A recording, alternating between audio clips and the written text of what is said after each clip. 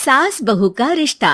निधि और उसकी सास के बीच हमेशा किसी न किसी बात पर अनबन छिड़ी ही रहती है, जिसके चलते दोनों कभी एक दूसरे को समझने और प्यार करने की कोशिश तक नहीं करती। अरे मेरे तो भाग ही फुट गए जो ऐसी बहू मिली। हाय, मेरी तो जिंदगी बर्बाद हो गई। भगवान, या तो अच्छी सास दे देता या फिर गूंगी। इन्हें मेरे सिर बिठाकर कौन से जन्म का बदला ले रहे हैं भगवान। क्या बोली? वही जो आपने सुना। इतनी बड़ी हो गई कि सास से जुबान लड़ाती है। अरे यही सीख कर आई है क्या मायके से? अरे नहीं नहीं, उसके लिए तो ससुराल ही काफी है। मेरी सास ने मुझे बहुत अच्छे से जुबान लड़ाना सिखाया है। हाँ। सास बहू की तीखी नोक झोंक चल ही रही होती है कि दीपू वहां आ जाता है। रिश्ता करते हुए पति पत्नी की जगह सास बहू की कुंडली मिलानी चाहिए, क्योंकि अगर सास बहू का रिश्ता अच्छा नहीं तो उनका पता नहीं, पर पति की जिंदगी तो पक्का झंड है। मुझे अपने सामने कोई झगड़ा नहीं चाहिए, बस करो दोनों। दोनों शांत होकर अपने अपने काम में बिजी हो जाती हैं। दीपू ऑफिस चला जाता है, जिसके थोड़ी ही देर में दीपू की बहन कल्पना का फोन आता है। अरे कैसी है रे बेटा? ससुराल में सब बढ़िया है ना? कोई तुझे परेशान तो नहीं करता? सास की बात सुनकर पास खड़ी निधि हंसकर कहती है, अरे वाह रे ऊपर वाले, खुद बहू को शांति से सांस भी नहीं लेने देती और बेटी से पूछ रही है कोई परेशान तो नहीं करता। अरे मेरी बेटी तुम्हारी तरह नाकारा और बदतमीज नहीं है, इसलिए उससे पूछना बनता है। तो उनकी सास भी आपकी तरह नहीं होगी, इसीलिए उन्होंने कुछ बोला नहीं। और इसी के साथ एक बार फिर दोनों सास बहू के बीच तानों का युद्ध शुरू हो जाता है। फिर कल्पना कुछ देर तक तो फोन पर सुनती रहती है, पर जब दोनों चुप होने का नाम तक नहीं लेती तो वो चिल्लाते हुए बीच में बोलती है, अरे बस करो, यह फोन कान पर लगाए जब मुझसे आप दोनों की बातें सुनी नहीं जा रही तो मेरा बेचारा भाई न जाने किस हाल में होगा। अरे ये सब तेरी भाभी की वजह से है बेटा। तो माँ, आप भी कुछ कम नहीं है। आप दोनों को ही अपना रिश्ता सुधारने की जरूरत है। मैं एक बाबा को जानती हूँ जो रिश्ते सुधारने में एक्सपर्ट हैं। आप दोनों उनके पास जाइए।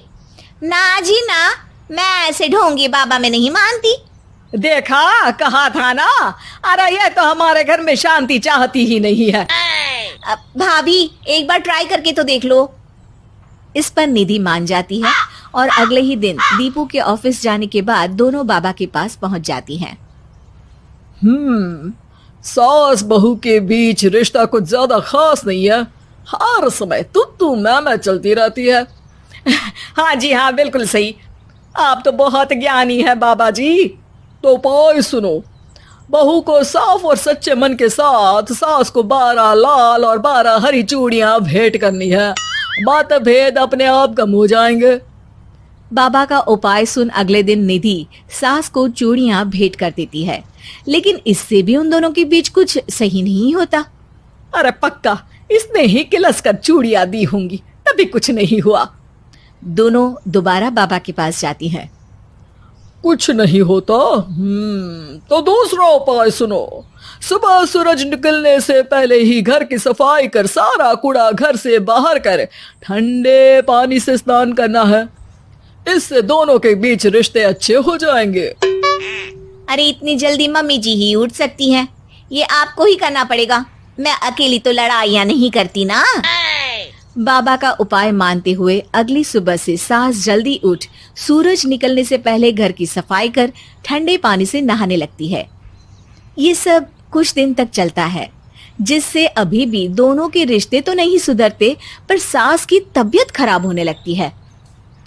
अब लगता है आपने मन से काम नहीं किया होगा, तभी तो रिश्ता वैसा का वैसा पड़ा है और तबीयत खराब हो गई। अरे सही कहती थी तुम, कल मुहा ढोंगी बाबा। देर आए पर दुरुस्त आए। चलो आराम करो अब निधि बाकी काम छोड़ सास की सेवा करने लगती है। अपनी पत्नी और माँ में ऐसा बदलाव देख दीपू बिल्कुल हैरान रह जाता है। अरे कहीं बाबा ने कोई जादू टोना तो नहीं कर दिया? मेरी माँ और पत्नी इतना घुल मिल कर तो नहीं रहती। ओहो, सरकज़म। बस बस, अब जाओ और अपना काम खुद कर लो, मुझे मम्मी जी का ख्याल रखना है। निधि की बात सुन हैरान दीपू बस उन्हें देखता रह जाता है और निधि सास का ध्यान रखने में लगी रहती है। इसी तरह दिन बीतते हैं और निधि आधे से ज्यादा समय सास के साथ बिताने लगती है, जिस वजह से उन दोनों का रिश्ता पहले से अच्छा होने लगता है और वो एक दूसरे को समझने लगती है। बहू, मैं सोचती हूँ एक बार उसे ढोंगी बाबा के पास जाना चाहिए, उसे सबक सिखाने के लिए। अरे पर मम्मी जी, उसकी क्या जरूरत है, हमारे घर में सब ठीक है, फिर वो कुछ भी करे, हमें उससे क्या। दोनों के बीच ये बात हो ही रही होती है कि तभी बाबा कल्पना के साथ उनके घर आ जाते हैं। माँ, बाबा आप दोनों से मिलना चाहते थे, इसलिए मैं उन्हें यहाँ ले आई। अरे पर हमें इस ढोंगी बाबा से नहीं मिलना। हाँ, मेरी बहू बिल्कुल सही कह रही है। जो कुछ समय पहले एक दूसरे को मारने को चलती थी, आज एक ही लय में बात कर रही है। आपको अपने रिश्ते के लिए किसी बाबा के नहीं, अपने आप की जरूरत होती है। रिश्ता सुधारने के लिए जरूरी है कि सास बहू को अपनी बेटी और बहू सास को अपनी माँ जैसा समझे और प्यार दे। उपाय तो बस एक तरीका है लोगों को समझाने का कि असली उपाय उनके पास ही है, आपको बस उन्हें समझना है।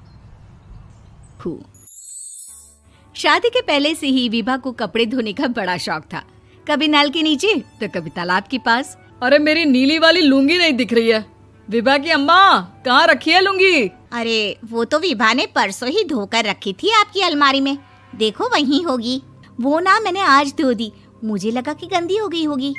अरे कैसे गंदी हो गई थी, उसे तो मैंने पहना भी नहीं। हे भगवान, इस लड़की के कपड़े धोने की आदत से परेशान हो गया हूँ मैं। जितना तो घर में राशन नहीं आता, उससे कहीं ज्यादा डिटर्जेंट पाउडर का खर्चा है। इसकी शादी करवा दो, शादी जाए अपने घर में ही करे काम, फिर चाहे घर के कपड़े धोने हो या पूरे गांव के। हाँ ठीक बोल रही हो, देखता हूँ मैं कोई लड़का। वो दिन भी आ जाता है जब विभा को देखने लड़के वाले आ जाते हैं। लड़की मुझे अच्छी लगी। होने वाली सास कहती है, बेटी अगर कुछ पूछना है तो पूछ लो। वैसे तो हमारी लड़की बहुत ही शर्मीली है, जो बोल दो वो मान लेती है, इसे क्या पूछना होगा। अरे कैसी बात कर रही हो माँ, मुझे इन लोगों के घर रहना है, सवाल तो कई है। हाँ हाँ बेटा, पूछ लो ना, क्या पूछना है। आप लोगों के घर कपड़े कौन धोता है? सास का मुंह बन जाता है। देखो, अगर तुम ये कहना चाहती हो कि तुम्हें कपड़े धोने नहीं आते तो सुन लो, कपड़े मैं ही धोती हूँ, लेकिन तुम्हारे आ जाने के बाद मैं रुमाल तक नहीं धोऊंगी। अरे चुप रहना भाग्यवान, बहू बेचारी घर आई नहीं, उसे डराना शुरू कर दिया। वो क्या है ना बिटिया, अभी तक तो ये कल्लू की माँ ही धोती थी, लेकिन अब तुम्हारे पापा तो दहेज में वॉशिंग मशीन देंगे ही।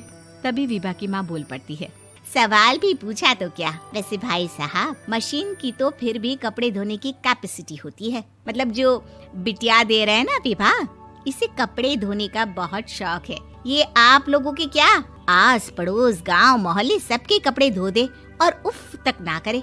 बाहर देखा नहीं आपने कितने कपड़े सूख रहे हैं, सब हमारी बिटिया ने ही तो धोए हैं। बस भी करो ना माँ, शर्म आ रही इतनी तारीफ सुनकर।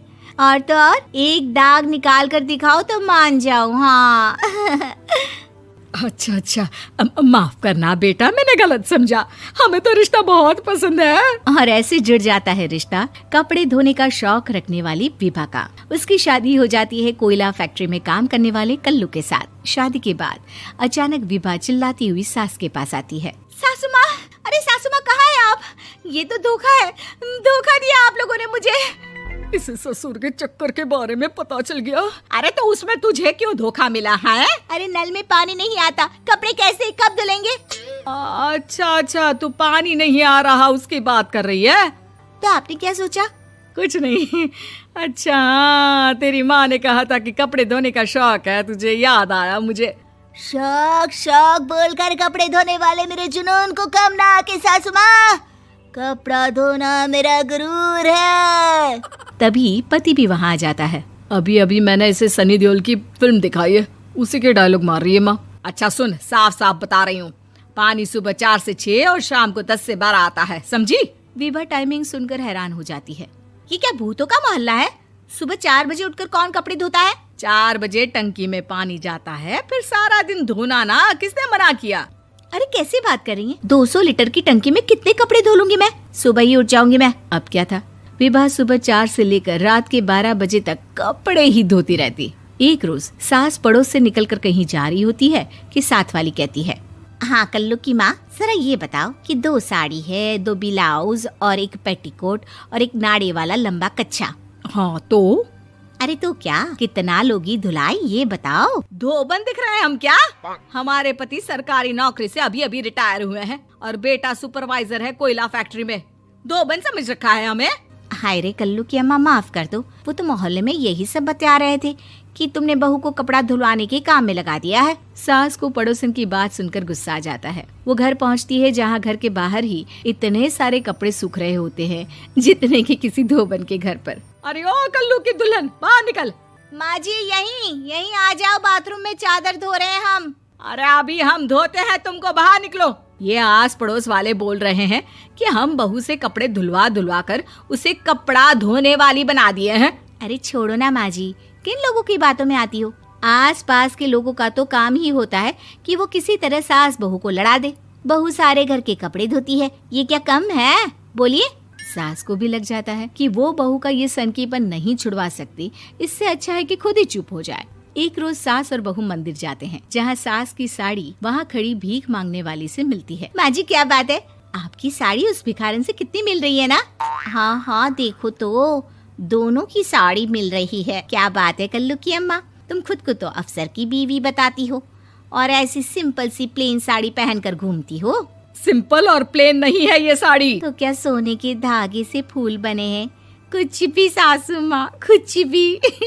हाँ बने थे इस साड़ी में सोने के धागे से फूल। मेरे पति लेकर आए थे मद्रास से स्पेशली मेरे लिए 10,000 की। ताहे भाई साहब इस भिखारन के लिए भी सेम टू सेम साड़ी लेकर आए होंगे 10,000 की। सास उस वक्त कुछ नहीं कहती, लेकिन बहू के साथ घर आती है और अलमारी से एल्बम निकाल कर लाती है। ये साड़ी देख रही है, ये वही साड़ी है जिसे मैंने अभी पहना था। इस साड़ी में ये जो चमकदार फूल दिख रहे हैं ना, ये सोने के धागों से काटे गए हैं।